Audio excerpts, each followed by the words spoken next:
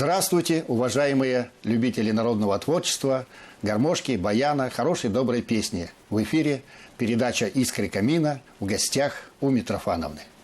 В предыдущей передаче мы познакомили вас с нашим земляком, прекрасным музыкантом Николаем Игнатьевым. Сегодня он снова у нас в гостях. Сегодня будет снова интересная передача, другая сторона его творчества. Николай, добрый день. Здравствуй, Николай. Здравствуйте. В предыдущей программе мы разговаривали об одной стороне твоего творчества, о народной манере. Но мы знаем, что у тебя еще и академическая профессиональная манера пения. Мы знаем, что это достаточно широкий пласт твоей деятельности. Вот как ты перешел, это достаточно сложный переход, как ты перешел от народной манеры в академическую? На самом деле этот путь мне указал Муслим Магомаев, народный артист СССР, так как он занимался и оперным искусством, но и совмещал это с эстрадным пением, с исполнением эстрадного материала, эстрадных песен. Мне это показалось очень интересным, и я перевожусь после второго курса народного пения на кафедру академического пения. Института культуры. Да, это произошло в Челябинской академии культуры и искусств. А переучиваться было трудно? Да, это был очень сложный период, так как манеры исполнения очень разные. Не будем вдаваться в подробности. Вот, но, конечно же, помогли очень преподаватели встать на этот путь. Также очень много слушал репертуара, именно академического. И так потихоньку и... Мы продолжим разговор, но я думаю, что зритель ждет от тебя песни.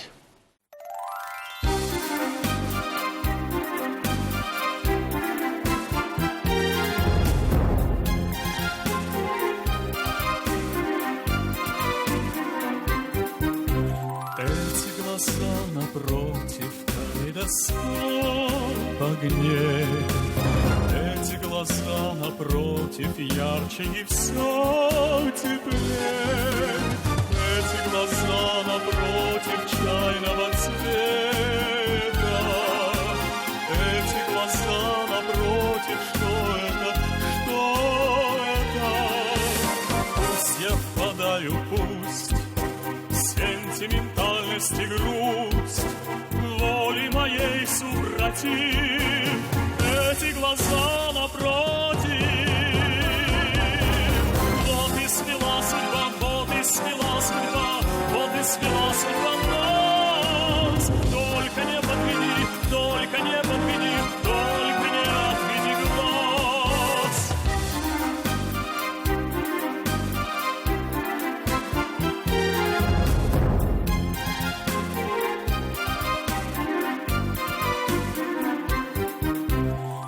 Эти глаза напротив пусть пробегут года, эти глаза напротив сразу не навсегда, эти глаза напротив и больше нет разлук, эти глаза напротив мой молчаливый друг. Пусть я впадаю, пусть сентиментальность и грусть воли моей супротив, эти глаза напротив. Вот и свела судьба, вот и свела судьба, вот и свела судьба нас. Только не подведи, только не подведи, только не отведи глаз.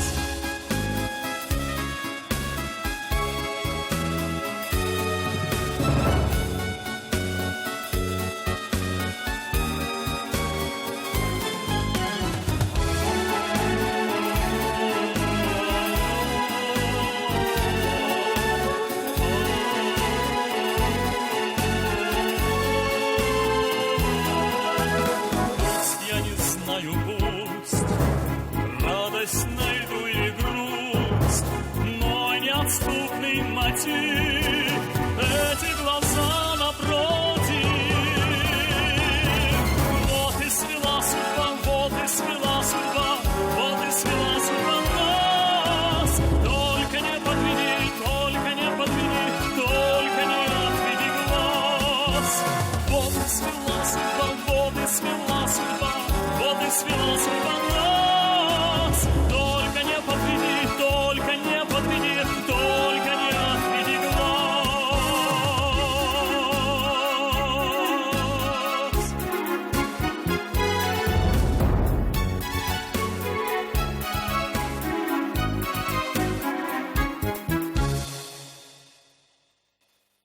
Прозвучала песня, которую любят миллионы телезрителей. А вот меня интересует вопрос. Как ты попал в оркестр «Малахит», известный коллектив на всю Россию? Будучи студентом народного отделения, я сам пошел к Виктору Григорьевичу на прослушивание. Договорился. Виктор Григорьевич, это Виктор Григорьевич Лебедев, народный артист России, руководитель ансамбля «Малахит», оркестра «Малахит». Вот, мне выделили баяниста. Песню, как сейчас помню, пел я «Живет моя отрада». Вот, ну, они поулыбались. Сказали, что, в принципе, молодец, но нужно еще поучиться, позаниматься. Вот. И я понял, что нужно приложить еще много усилий, чтобы уже достойно себя представить этому известнейшему коллективу. Ну вот прошло России. время, потом тебя уже было приглашение, да? Ну, очень оригинальная, на самом деле, встреча была. Дело в том, что был юбилей завкафедры нашего академического отделения Зайцевой Галины Семеновны. Вот, Виктор Григорьевич там присутствовал. И, послушав меня, он понял, что я немножко подрос, уже можно попробовать что-то из меня слепить. И вот с этого момента начинается наша творческая дружба. И вот на этих репетициях, ведь там же высочайший профессионализм, там такая шикарная музыка. Вот как ты себя чувствовал на этих? Очень скованно, поначалу очень скованно, потому что действительно за спиной Живой такие оркестр. профессионалы, да, живой оркестр, именитый уже, известный, можно сказать, во всем мире. Вот, поначалу очень скованное, но постепенно, благодаря отношению оркестрантам и, конечно же, Виктору Григорьевичу, он очень благосклонно, добродушно ко мне относился, помогал, подсказывал, и я на самом деле рос там творчески очень заметно. Ну вот мы с Сергеем завидуем тебе. Мы бы тоже с удовольствием и попели, и поиграли в оркестре. Но хочется послушать вот что-то из песен, которые ты исполняешь под оркестр. Это можно такое? Ну, наверное, самое любимое наше с Виктором Григорьевичем произведение – это песня, написанная Муслимом Магомаевым «Синяя вечность». Слушаем. Море вернулось говором чаек, песни прибоя, рассвет пробуди в сердце, как друга, море встречает, сердце, как песня, летит из груди. О, море, море, преданным скалам ты ненадолго подаришь прибой. Море, возьми меня в дальние дали, парусом алым вместе с собой. Грустные звезды в поисках ласки сквозь синюю вечность летят до земли. Море навстречу им в детские сказки на синих ладонях несет корабли. О, море, море, преданным скалам ты ненадолго подаришь прибой. Море, возьми меня в дальние дали, парусом алым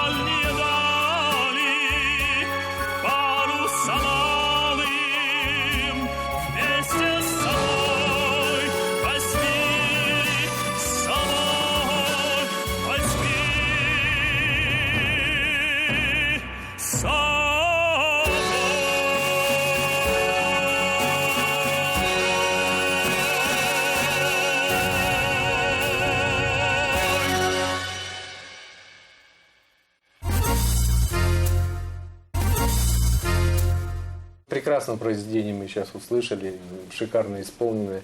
А есть у тебя вот уже любители твоего творчества, которые следят за твоими концертами, которые ходят постоянно, звонят по телефону?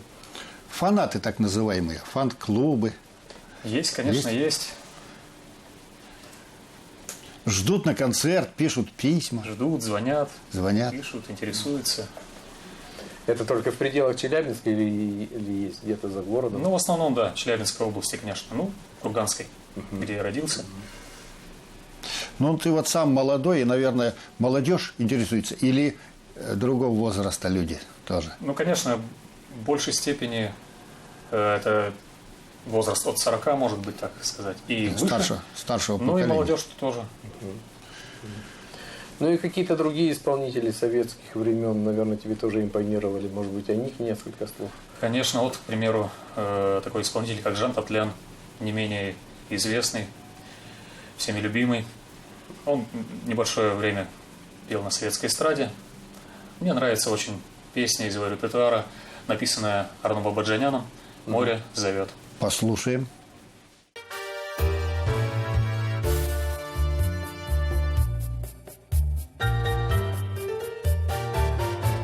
Стихло на миг море у ног, чайка плывет над волной голубой. После тревог, после дорог мне хорошо в этот час рядом с тобой.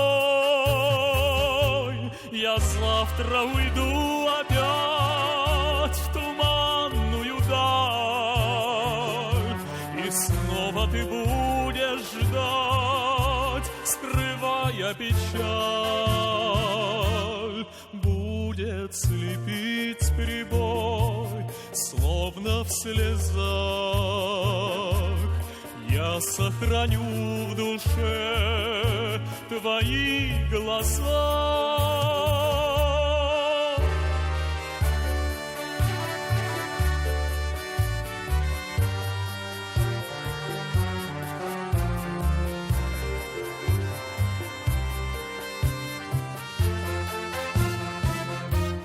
Будет слепить прибой, словно слеза.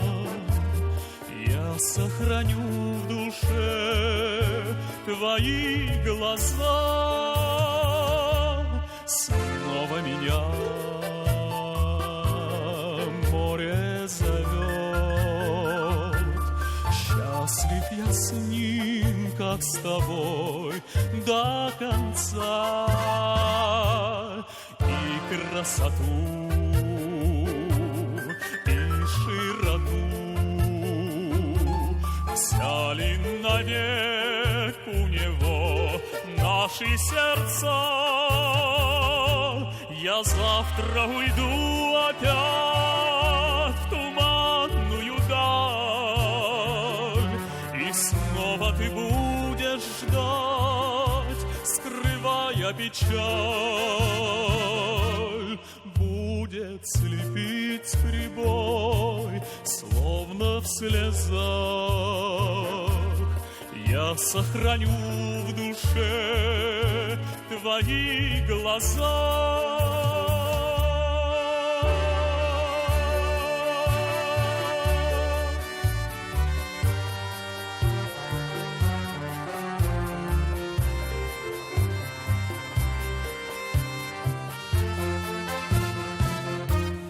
Будет слепить прибой, словно слеза. Я сохраню в душе твои глаза.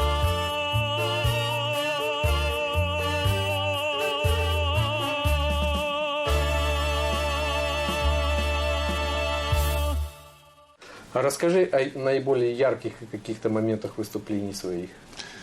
Совсем недавно произошедших. Конечно же, очень необычное событие, которое происходит каждый год у нас на Урале. Это Бажовский фестиваль. Мы ездили туда с оркестром «Малахит». Оркестр выступает там ежегодно, я уже второй раз с ними выступаю. Это, конечно же, очень необычное, яркое впечатление, так как это происходит не в обычном зале, да, не в закрытом помещении, а под открытым небом, где люди сидят на траве, то есть не на стульях, все раскованы, все как сказать, в уединении с природой. Как тебе пелось вот на открытой площадке, на открытом воздухе? Это же не сцена, не эстрада. Ну, это особое ощущение, и открываешься ты по-особенному как-то людям в обрамлении вот этого всего народного искусства, народного пласта. И вот, чтобы освежить те ощущения Бажовского фестиваля, мы все эти произведения записали на природе. Что споем, Коля? Лада? Отлично. Под железный звон кольчуги, под железный звон кольчуги, на коня верхом садясь. Ярославне в час разлуки, Ярославне в час разлуки, говорил, наверно, князь. Хмуриться не надо, лада, хмуриться не надо, лада, для меня твой смех награда, лада. Даже если станешь бабушкой, все равно ты будешь ладушкой, для меня ты будешь ладушкой, лада. Нам столетия не преграда, нам столетия не преграда, и хочу я, чтобы опять позабытым словом лада, позабытым словом лада, всех любимых стали звать. Хмуриться не надо, лада, хмуриться не надо, лада, для меня твой смех награда, лада. Если станешь бабушкой, все равно ты будешь ладушкой, для меня ты будешь ладушкой, лада.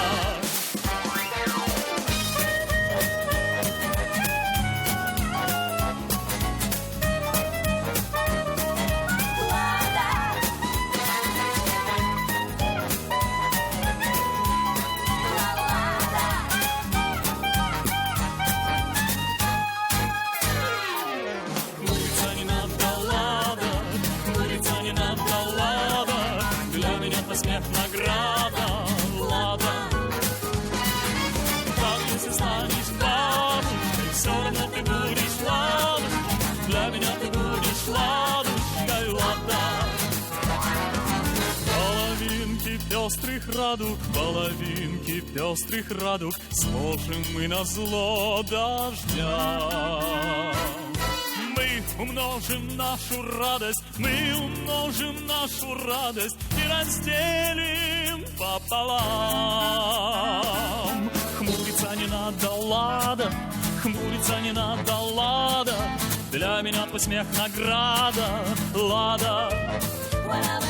Даже если станешь бабушкой, все равно ты будешь ладушкой, для меня ты будешь ладушкой, лада.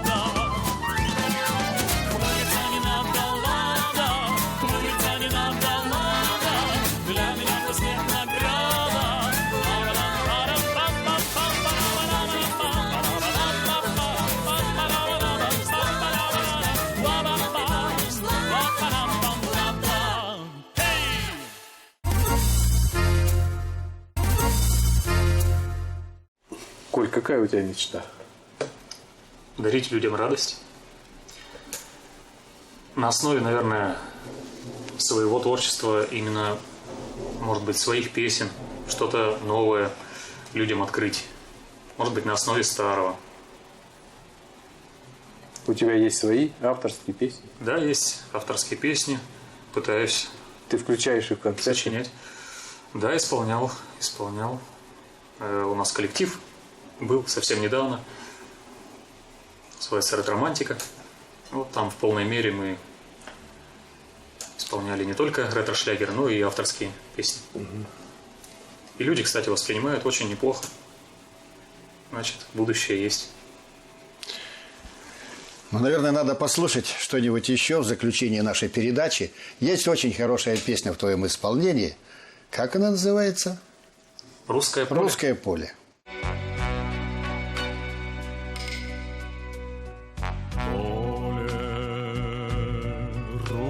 русское поле, светит луна или падает снег. Счастьем и болью связан с тобою. Нет, не забыть тебя сердцу вовек.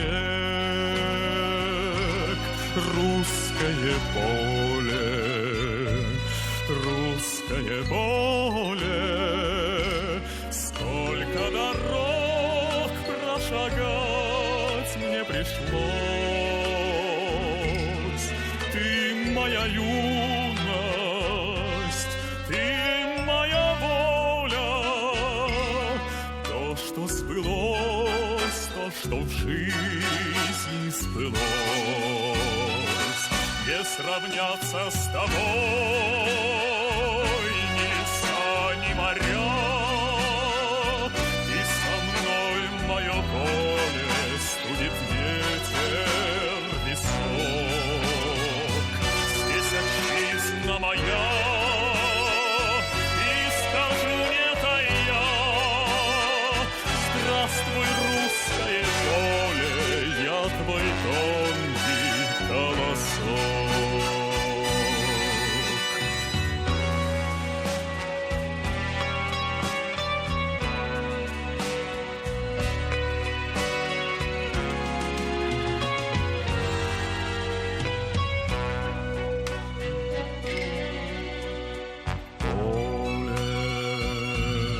Русское поле, пусть я давно человек городской,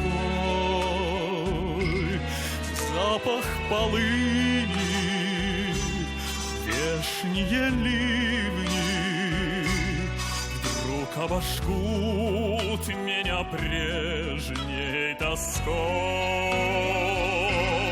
Русское поле, русское поле, я, как и ты, ожиданием живу. Верю молчанию, как обещанию. Пасмурным днем вижу я синеву. Не сравняться с тобой ни леса, ни моря. И со мной мое поле студит ветер висок. Здесь отчизна моя, и скажу не тая: здравствуй, русское поле, я твой тонкий колосок.